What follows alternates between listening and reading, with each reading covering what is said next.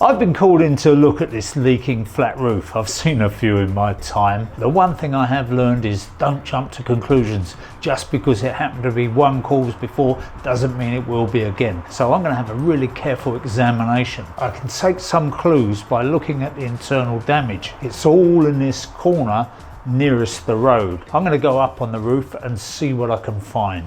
Well, on the face of it, I can't see anything alarming up here. This lead is interesting because it's been done in several parts, which is the way you should do it. It's been stuck down on top of this fiberglass roof here. It doesn't seem to be in bad condition at all.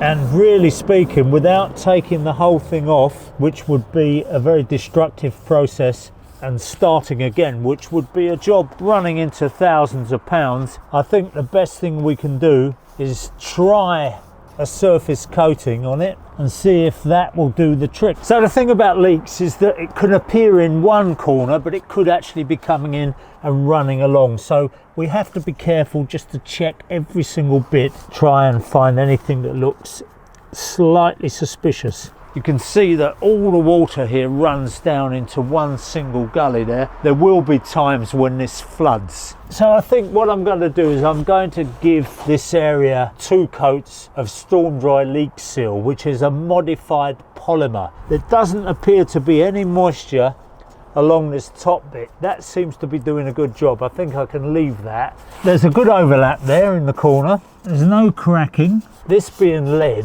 you don't really want to be brushing it off because you get the dust and, you know, lead's not good for you.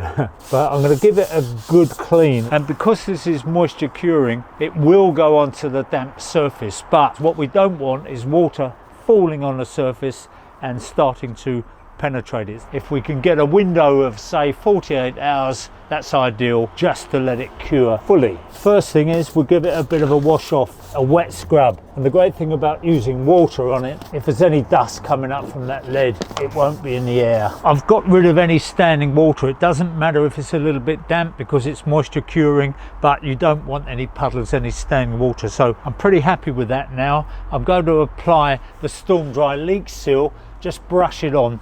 Now, we had stones on this roof. You can put the stones back, but because this is flexible and it's UV resistant, there's no real need to do that. And sometimes I think that the stones hold water. Now, this product is actually very low in VOCs, but it's quite a potent mix, and you definitely don't want to get any in your eyes or on your skin. It's not great on your skin. Certainly wear eye protection and make sure that you don't splash any in. If you do, irrigate with water for a long time. Eventually you'll be okay. So give it a good stir. Now, another thing this is really good for, this product, I've used it to fix some slip slates. I used to use tingles to do it, but I went off that idea because they don't look great and they show up on a survey. If you use this and you coat the slate that you're trying to fix and the one underneath it, just let them flash off for a little bit. In other words, you just let this cure slightly and then you push the slate up. It will grab. It's like a contact adhesive. So very, very good for that job.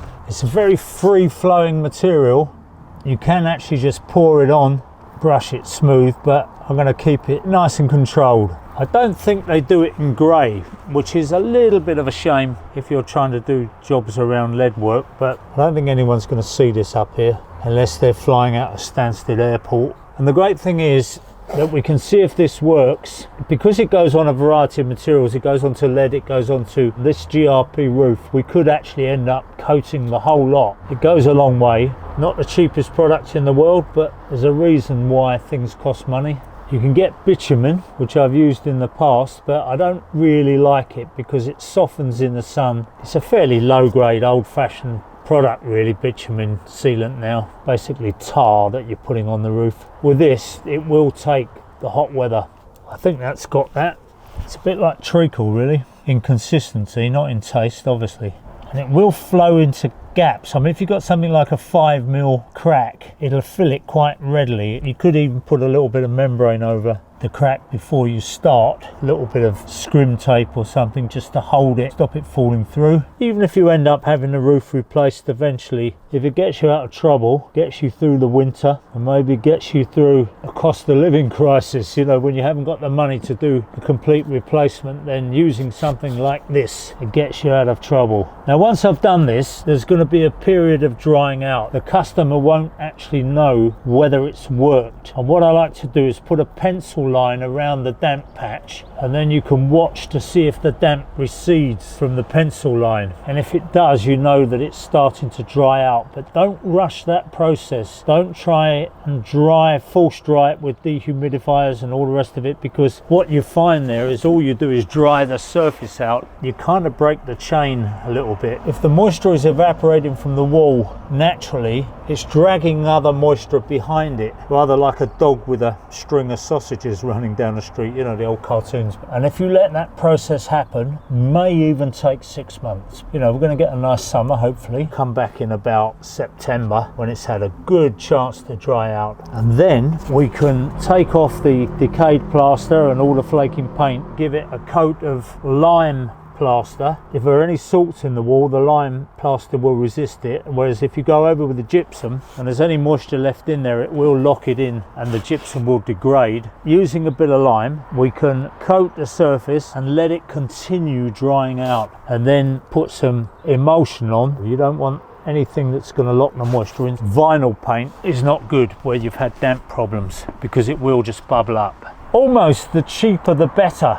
You know, the paint, you contract emulsion is absolutely fine. You don't want anything too posh when you're doing that bit of redecoration. So I'm happy. The way this flows on is absolutely beautiful, and you can't really see, but it's curing. It's actually going off quite nicely. If we were unlucky and we did get a bit of rain after 24 hours, it wouldn't cause any huge problems to it. There's no point trying to clean these brushes out. Get yourself some brushes that aren't precious, that you can throw away afterwards. So that's it. I've used hardly any, actually, just about half a tin to do that now, and I've put it on fairly thick. I'm going to leave this. As I said, I'm not going to say to the customer this is definitely going to fix the problem, and if I have to return to do a little bit more and a little bit more investigation, then I'm quite happy to do that. So as a quick fix, I think it's definitely a more economical way than getting the lead workers up here or anybody else. The lead looks to be in pretty good nick, so I think it's just creeping underneath, maybe where it's blown up in the wind or something, I don't know. But let's leave it at that for now, and come back and see us soon, and we'll do an update on this and see how we got on. So you can have a look at the instructions for this and see the multitude of different things that it will seal. But if you want further information, then the link is in the description below.